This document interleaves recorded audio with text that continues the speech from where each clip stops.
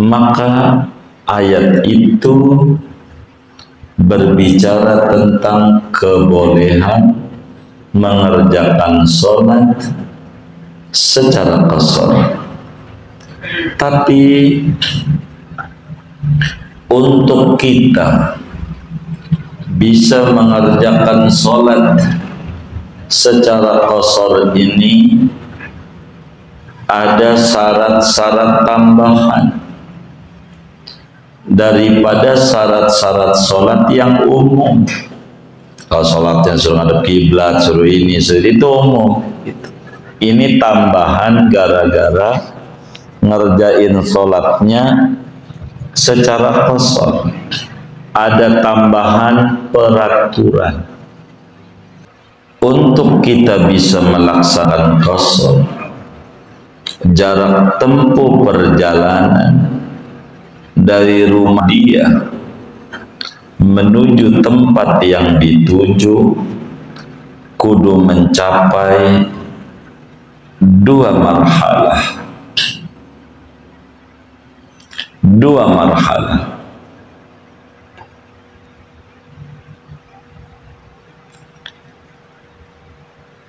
Berapa 2 marhalah itu kalau pakai hitungan kita? 1 marhalah itu 45 km. 1 marhalah itu 45 km kata Muallim Syafi'i. 45 km. Jadi 2 marhalah itu berapa? 90 km. Kudu 2 marhalah. Kurang nggak ada qasar. Beda sama jamak, beda. Kan udah kelewat kalau jamak. Ada namanya safar qasir, perjalanan pendek. Kita nggak ada. Pokoknya minimal yang harus ditempuh 90 km. 2 marhalah baru kita boleh qasar.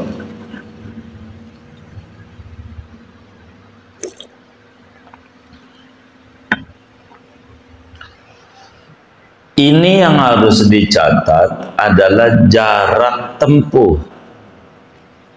Itu an yakuna safaruhu.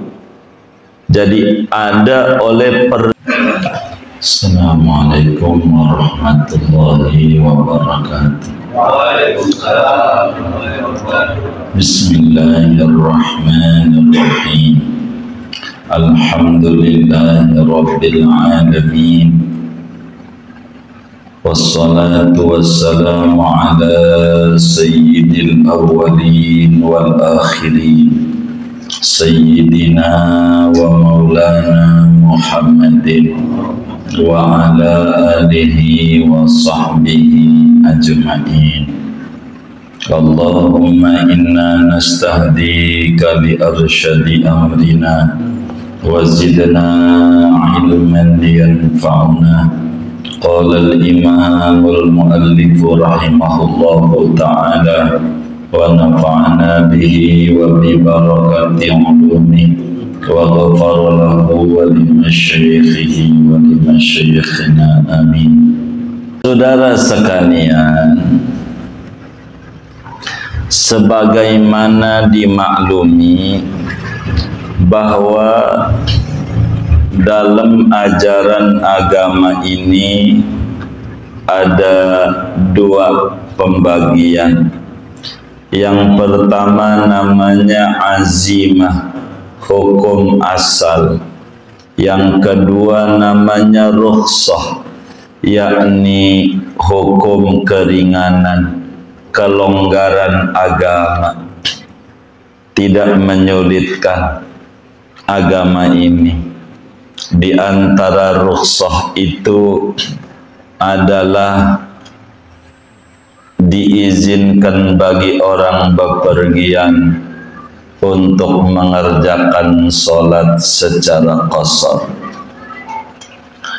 sebagaimana pada uraian sebelumnya, bagi seorang musafir dengan aturan yang ditentukan oleh agama, bolehlah dia mengerjakan sholat 4 model, 4 cara. Yang pertama namanya tamam, yakni sholat biasa, kayak di rumah, Dohor 4 di waktu dohor, asar 4 di waktu asar, maghrib 3 di waktu maghrib, isya 4 di waktu isya, subuh 2 di waktu subuh. Normal aja, namanya disebut tamam. Kemudian boleh juga mengerjakan secara jamak, yakni menggabung 2 sholat dalam satu waktu. Bolehlah dia jamak takdim, aturannya udah diurai. Bolehlah dia jamak takhir, aturannya juga sudah dijelaskan. Yang ketiga adalah mengqashar. Boleh dikerjakan secara qashar saja. Artinya qashar memendekkan sholat yang 4 rakaat menjadi 2, yang 4 rakaat menjadi 2 rakaat, tanpa menggabung sholat. Ketemu dohor, berhenti sholat dohor 2 rakaat, salam, pergi lagi, ketemu asar, sholat asar 2 rakaat, ketemu maghrib, sholat maghrib 3 tentu, ketemu isya, mampir sholat isya 2 rakaat, ketemu subuh, sholat subuh tentu 2 rakaat. Itu namanya qashar saja, tanpa jamak. Yang keempat, jamak plus qashar. Nah, malam hari ini kita akan mengkaji syarat-syarat kebolehan mengqashar sholat. Mengqashar sholat. Jadi kembali, qashar itu artinya pendek. Orang pendek namanya qasir. Orang jangkung namanya tawil.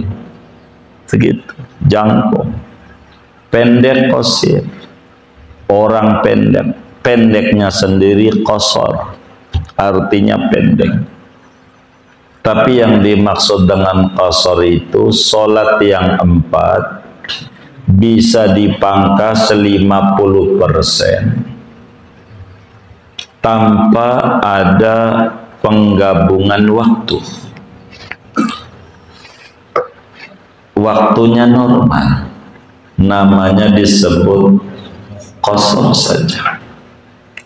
Dalam Al-Quran, Allah Subhanahu wa ta'ala berfirman, wa idza darabtum fil ardi fala junaha alaikum an taqsuru minas shalah in khiftum an taqsuru in khiftum an yaftinakumul ladina kafaru. Kata Allah, apabila kamu bepergian di muka bumi, tidak mengapa kamu sholat secara qashar, boleh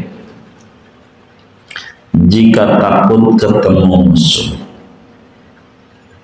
Maka ayat itu berbicara tentang kebolehan mengerjakan sholat secara qashar.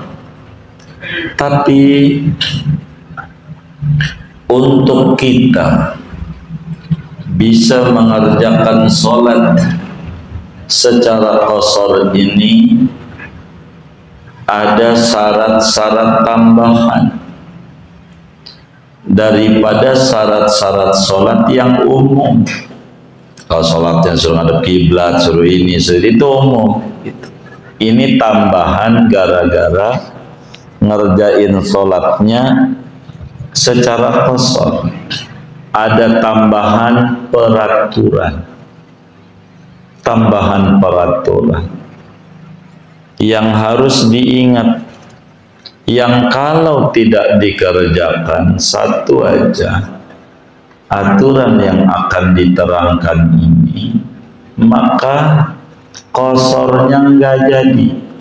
Ingat, kosornya nggak jadi. Kalau nggak jadi berarti sholatnya biasa, tamam, normal aja. Sedikit saya kambo ya.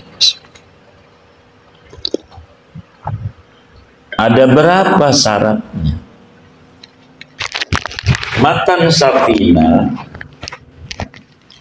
menjelaskan bahwa ada 7 syarat. Ada 7 syarat. Ada 7 syarat untuk kita boleh mengerjakan sholat secara qasar. Tapi kata Syekh Nawawi, bukan 7, ada 11. Ada 11 aturan yang harus dipenuhi kalau kita pengen ngerjain sholat secara qasar. Ini paten. Kita ndak boleh dah 11 ini harus ada. Matan tafasyartu intafal masyrutu.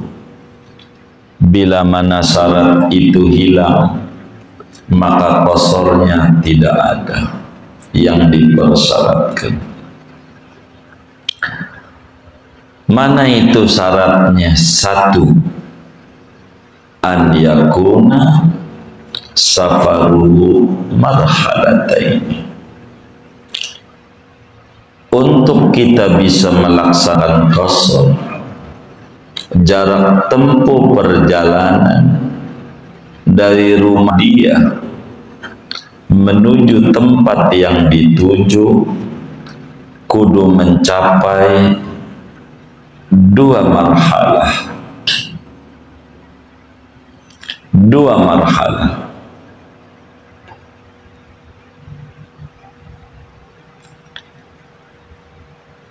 Berapa 2 marhalah itu kalau pakai hitungan kita?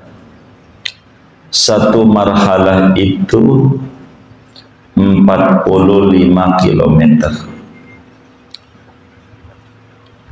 1 marhalah itu 45 km, kata Mu'alim Syafi'i Adami. 45 kilometer. Jadi 2 marhalah itu berapa? 90 kilometer. Kudu ada tuh jarak tempuhnya segitu, 90 kilometer. Yaqinan, yakni 90 ini kudu yakin. Ragu aja nggak boleh. Ragu. Ada belum ya? Begitu kata kita. Dari sini sampai Cirebon, kata kita ada belum ya? Tuh, ada belum. Namanya enggak yakin, enggak boleh mengerjakan sholat secara qasar buat kita karena enggak yakin. Walaupun nyatanya ada, karena kita syak, enggak bisa. Kudu benar-benar yakin 90 km. Enggak boleh kaya-kaya, enggak ada kaya-kaya. gitu. Sekarang mau gampang, buka aja mapnya. Oh iya ada ya. Begitu gitu. Jangan jamnya, jam dari sini ke Blok M kalau pagi mah banyak bagian pasar merah, lama begitu. Jadi kilometernya kudu 2 marhalah, kurang nggak ada qasar. Beda sama jamak, beda karena udah kelewat. Kalau jamak ada namanya safar qasir, perjalanan pendek. Kita nggak ada, pokoknya minimal yang harus ditempuh 90 km. 2 marhalah baru kita boleh qasar.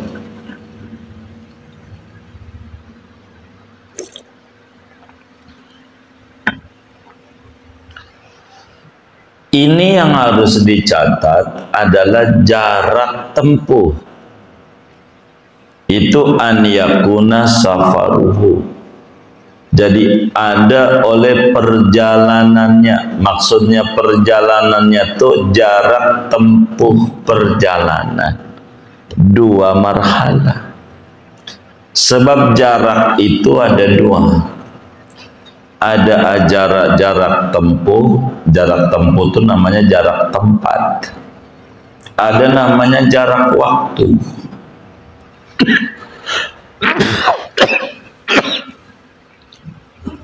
Yang jadi patokan bukan waktu, tapi jarak tempuh, jarak tempat yang harus kita parani. Berapa meter gitu, berapa kilo gitu. 90 kilo ya 90 kilo. Benar enggak begitu? Itu satu. Sehingga adapun jarak waktu enggak dihitung. Bagaimana sekarang pakai pesawat? Dari sini ke Bandung juga, nah paling timbang setengah jam dari Halim Perdana Kusuma menuju Bandung. Kalau pakai pesawat setengah jam, pakai kereta cepat katanya 2 jam. Saya sih belum nyobain begitu. Ada kereta cepat, udah jadi. Oh udah. Kenapa? Oh belum naik. Nyobain lah. Ada subsidinya. Jadi bagaimana tuh ke Bandung tengah jam? Bolehkah kita mengqasar? Boleh aja. Masalahnya jarak tempuh, bukan jarak waktu. Waktu mau bonus. Uang qasar aja Sayyidina Umar pernah nanya sama Nabi Muhammad sallallahu alaihi wasallam. Kata Sayyidina Umar, ya Rasulullah, ini Allah dalam Al-Quran nih ngomongin qasar pakai catatan. In khiftum an yaftinakumul ladina kafaru. Kalau takut ketemu musuh, bila Anda berjalan di muka bumi, boleh mengqasar salat jika takut ketemu musuh. Kata Sayyidina Umar, sekarang kan udah aman Nabi, udah nggak ada musuh, jadi masih boleh nggak nih qasar? Kata Nabi, hadhihi sadaqatun minallah ya Umar, faqbalu sadaqatah. Ini hadiah dari Allah, walaupun udah aman, perjalanan gak mengerikan, ajaran qasar masih ada. Yang penting jarak tempuhnya 2 marhalah. Bagaimana kalau cuman bisa semenit?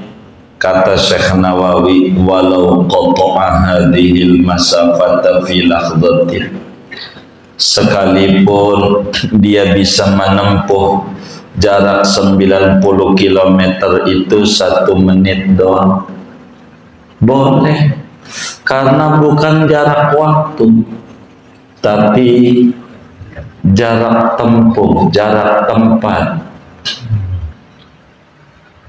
Waliullah ada yang diberi karomah oleh Allah, namanya Tayyul Makan.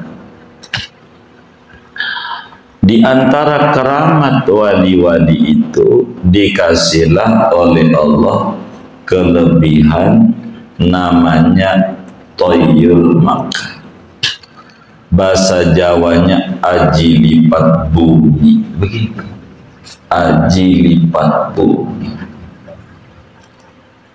Jadi sehingga wali-waliullah itu yang dikasih karomah oleh Allah Tayyul Makan, bumi itu segede tampah, segede nampan maulid, nampan, gedenya bumi segede nampan. Jadi kita nampan nih, panitia mau ngambil nampan tuh dari pinggir nampan sampai nampan yang satunya tuh, pinggiran yang satunya perlu berapa langkah? Perlu berapa langkah?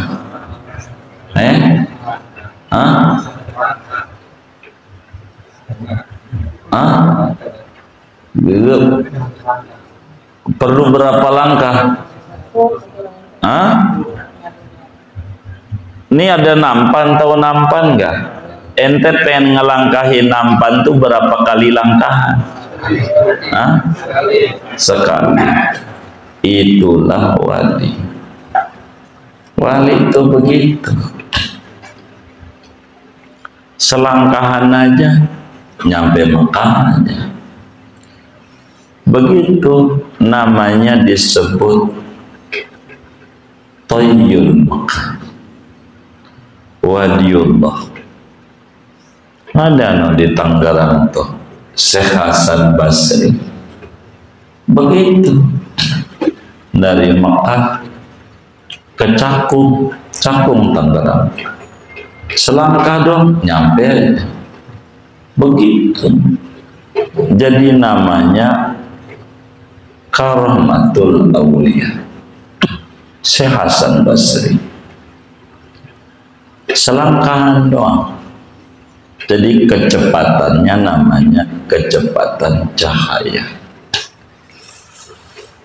diberikan oleh Allah kecepatan cahaya. Jadi per detik aja ribuan kilometer. Jadi wali itu begitu. Bagaimana ada wali dari sini nih jam 12, dohor jam 12:01, dia mau ke Lombok, selangkah dong dari Lombok, begitu. Itu gimana? Boleh nggak kosong? Boleh. Orang Jakarta sampai Lombok tuh ada nggak 90? Tidak. Boleh. Kalau dia begitu, yang penting jarak tempuhnya 2 marhalah ke atas. Sakit gigi saya.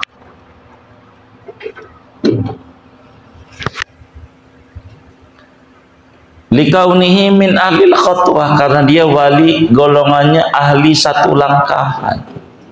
Boleh. Yang penting ada 2 marhalah.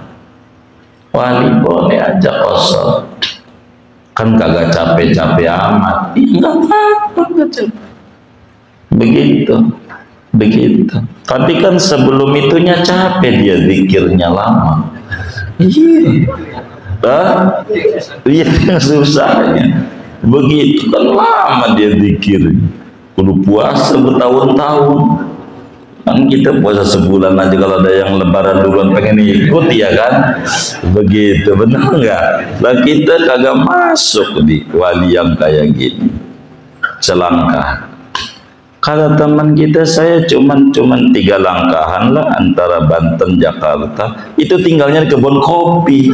Gitu. Yang kayak begitu di batas di batas, iya di batas.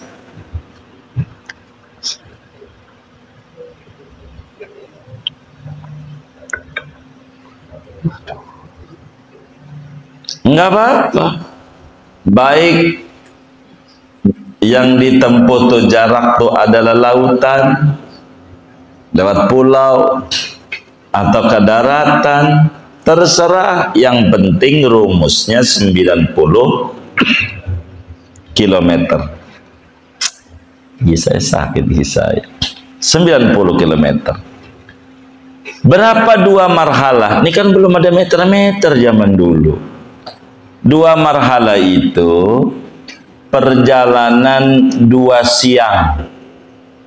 Unta beban, unta dikasih beban, kasih muatan kayak tronton gitu, kasih muatan, jalan aja dengan pakai mampir makan, mampir minum, ya istirahatlah biasa normal. Itu menempuh jarak 2 siang. Malam istirahat nih, sekarang malam jalan, siang kemudian ketemu maghrib, ngeri takut hutan belantara, istirahat, besok ditempuh lagi 2 siang atau 2 malam, sama. Kalau mau malam, siang istirahat, malam lagi, itu 2 malam. Atau sehari semalam, siang malam, begitu. Dengan rumusan pakai mampir, pakai jalan, pergi jalan, begitu. Makan, minum, ya istirahat, pen pipis, normal dah. Itu yang disebut 2 marhalah tuh kayak begitu. Dulu ada kiai di Banten, punya unta, dites, makanya 1 marhalah tuh 45 km. 1 marhalah 45. Jadi siang semarhalah 45, besok siang 45 lagi, itu begitu, 45 lagi.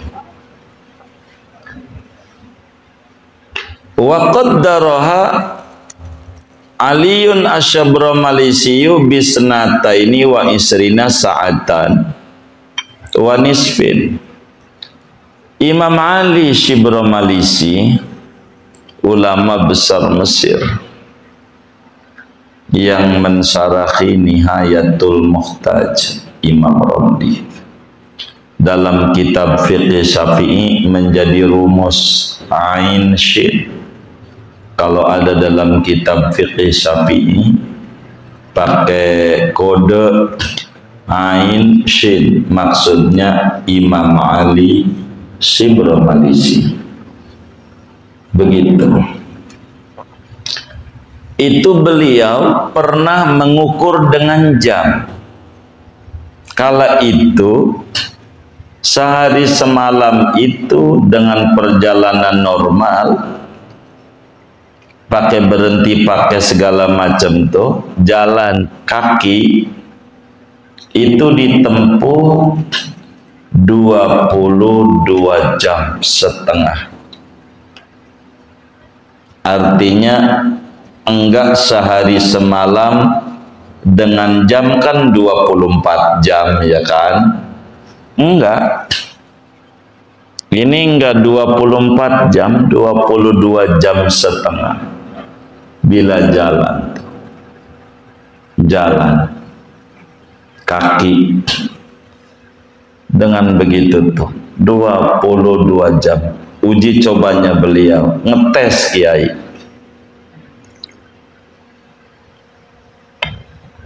Dua 22 jam setengah. 22 jam setengah. Mungkin kalau Anda mau ukur lebih begitu. Kan Anda rumahnya dekat ke masjid aja pakai motor, ya kan? Itu ngasonya pasti banyak kan? Nggak kayak Yai, ya kan? Yai ini aja 22 jam jalan. Ke 22 jam tuh dengan ngaso, ngeten, atau jalan. 22 jam untuk menempuh kurang lebih 2 marhalah.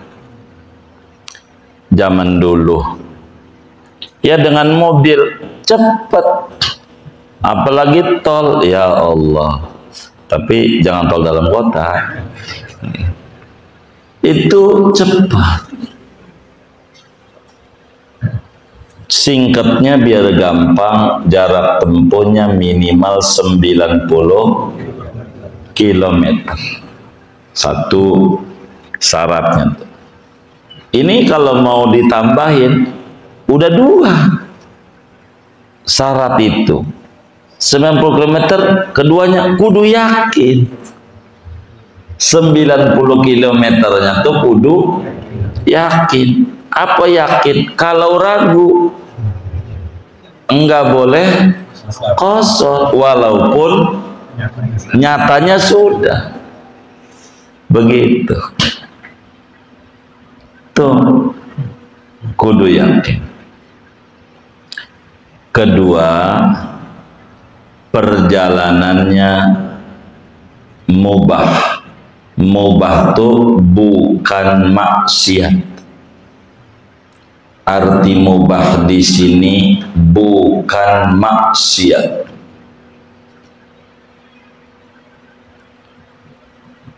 Perjalanannya boleh. Boleh nih menurut siapa? Menurut anggapan dirinya. Walaupun menurut hakikatnya haram, masih boleh. Yang penting menurut kita perjalanan ini boleh. Agama terima. Sebab nahnu nahkumu bidzawahir wallahu subhanahu wa ta'ala yatawallas sarair. Kita menghukumi berdasarkan data yang ada, zahir saja. Urusan hakikat, urusan Allah. Kita data. Jadi datanya boleh dalam anggapan kita, walaupun hakikatnya haram. Hakikatnya enggak apa, masih boleh kosor. Yang penting dan anggapan kita boleh, walaupun hakikatnya masih boleh. Kayak bagaimana? Ada seorang raja ngutus kita dari Jakarta. Kata raja, nih bawa surat. Suruh bawa mana? Batam.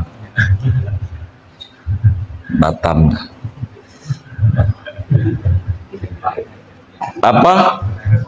Iya, nenek rempong. Jakarta sampai Kepri itu bukan 90 lagi, ratusan kilo.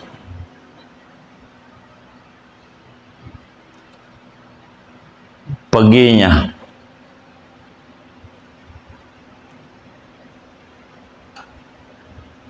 ribuan.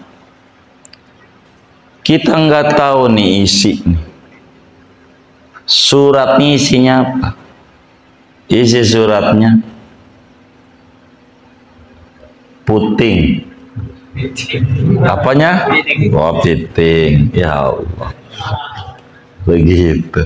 Isinya udah piting aja. Isinya enggak boleh. Enggak boleh. Isinya disuruh ngusir orang. Usir. Isinya kita enggak tahu. Bawa surat aja. Kita suruh ke sono. Kita enggak tahu. Tapi jarak tempuhnya 90 km. Enggak apa-apa. Bawa surat. Kan kita enggak tahu isinya. Anggapan kita namanya surat berharga. Boleh. Begitu. Atau nyuruh bunuh orang isinya. Ini kalau udah sampai surat nih. Lo bunuh dia. Isinya kan haram. Isi surat. Karena suruh bunuh orang. Maka jalannya ini sebetulnya cuman kita nggak tahu. Anggapannya maka masih boleh mengerjakan secara qasar. Kenapa? Karena mubahan fi dhannihi, mubah pada anggapan kita, sekalipun sebetulnya bukan mubah pada kenyataannya. Dikasih contoh sama Syekh Nawawi, seperti sebagian raja nyuruh orang bawa surat, yang isi suratnya suruh bunuh orang, yang isi suratnya suruh ngusir orang dari bumi yang ditempatin beratus-ratus tahun. Nih Vali juga.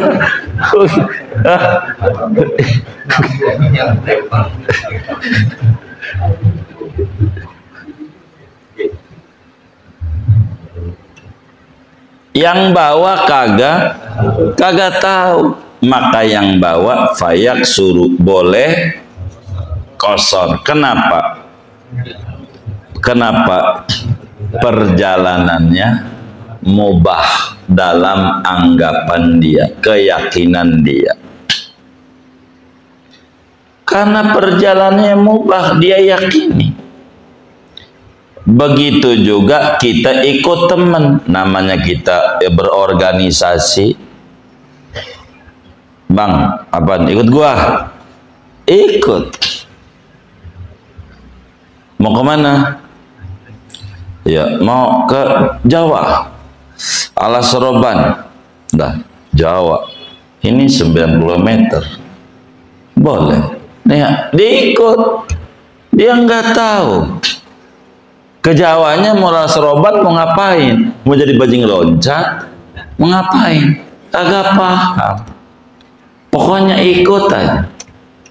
Ikut begitu. Nah, itu kita enggak mau tahu itu. Perjalanannya 90 km dan boleh. Karena biasanya juga enggak kayak begitu yang kita ikutin. Boleh. Itulah dua syarat. Dan dua syarat ini belum kelar. Ini belum kelar. Nanti pertemuan mendatang aja, bacaannya udah habis segitu tuh.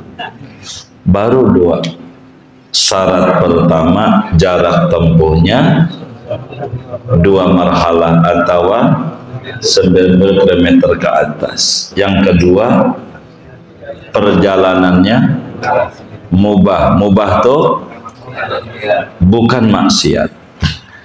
Begitu. Jangan mondok sih nggak mubah, wajib, berarti nggak boleh. Bukan. Salah dia, salah. Bukan itu. Bukan dosa. Segini dulu. Saya kok gigi saya sakit. Wallah a'lam bishawab. Ada tanya jawab. Pengennya sih nggak ada saya. Iya. Nggak ada kok.